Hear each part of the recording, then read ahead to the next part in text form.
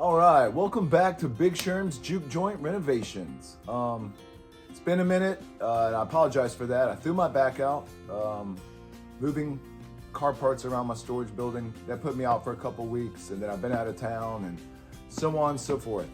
I got a lot of cool stuff coming up, a lot more renovation and neat things, but this episode I'm gonna do something different, and I'm gonna start doing some more kind of behind the scenes, little projects, arts and, artsy fartsy, arts and crafts, working on cars, motorcycles, whatever.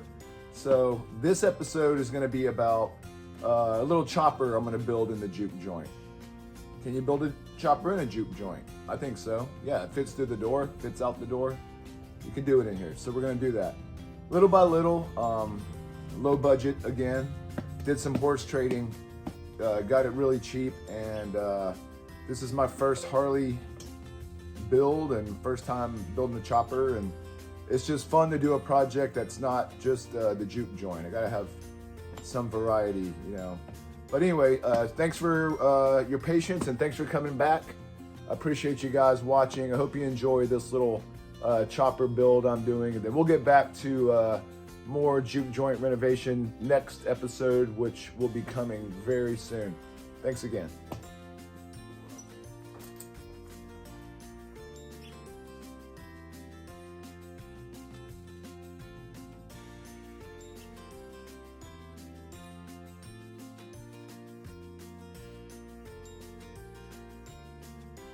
All right, so what we have here is a 1998 Harley-Davidson Sportster 1200.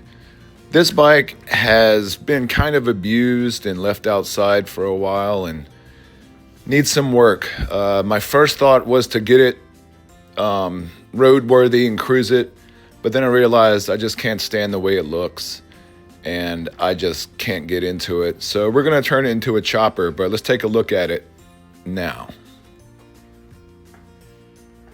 It's got some interesting wire nuts going on here. Not too keen on that.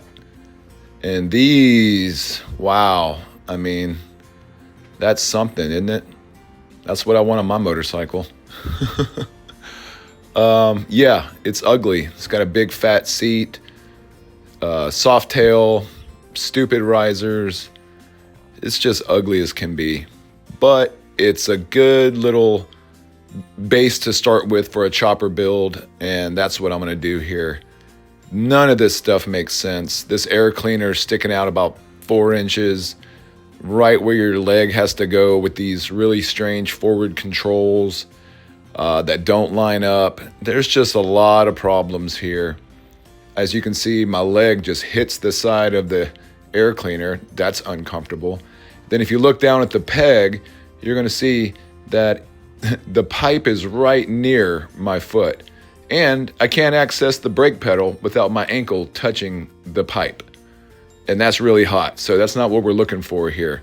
So everything about this motorcycle is janky, but it's going to be a really good base for a chopper. You can just see this just screams ugly.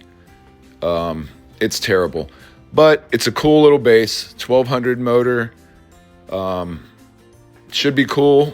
I'm going to do a little piece at a time as I can. I'm not in a huge rush. It's my first time building a chopper, and we're going to do it right here in the juke joint, so I'm pretty excited. I'm glad you're coming along with me. Just for kicks, I wanted to take a look at this peanut tank, and I put these little mini apes on there.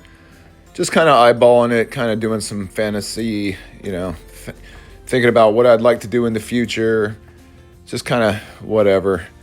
I got this cool tank off of Marketplace. It's a vintage Sportster tank, and I think I'm going to go with this one once I get this thing chopped up and set up. The first thing I'm going to have to do here is, I don't know if you're familiar with these choppers. What you do is you have to completely disassemble the bike, take it all down to the frame, take out the motor, take off the wheels. Everything has to come out, and then you take the frame, you chop it in half. And then you weld on a aftermarket hardtail section, which eliminates the shocks in the back and makes it a rigid. And of course, why would you do that? That's going to be very uncomfortable. Yes, I understand. But as you can see, to match this tank, we're going for the old school chopper style. And it's gonna look cool. So the first thing we gotta do is take this thing all apart in preparation of cutting this thing in half and getting that hardtail welded on. Let's go.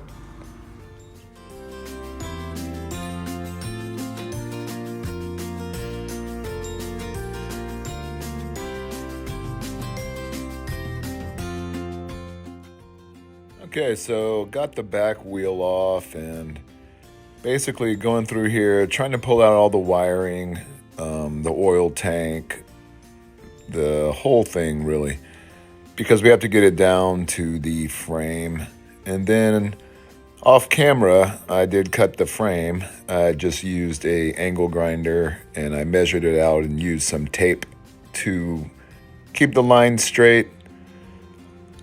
And I stuck the hardtail in there, but I'm gonna have to put the engine back in because the engine is actually the jig that lines everything up.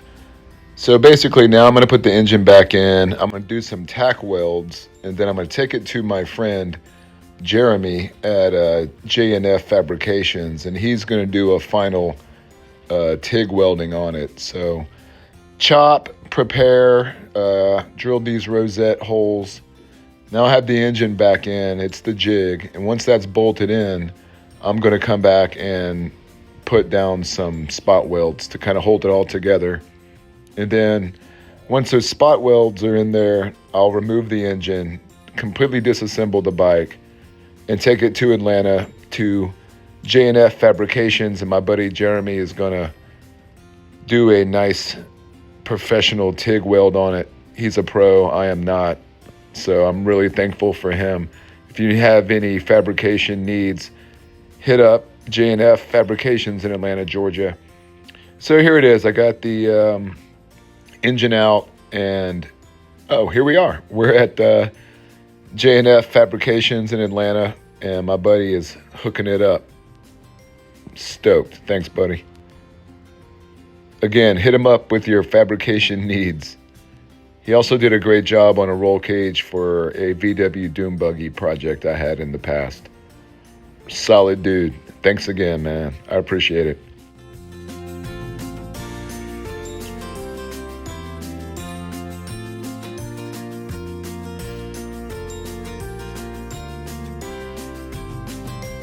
All right, that was a cool episode. Thank you for watching. And like I said, we're going to get back to the juke joint renovation stuff next episode.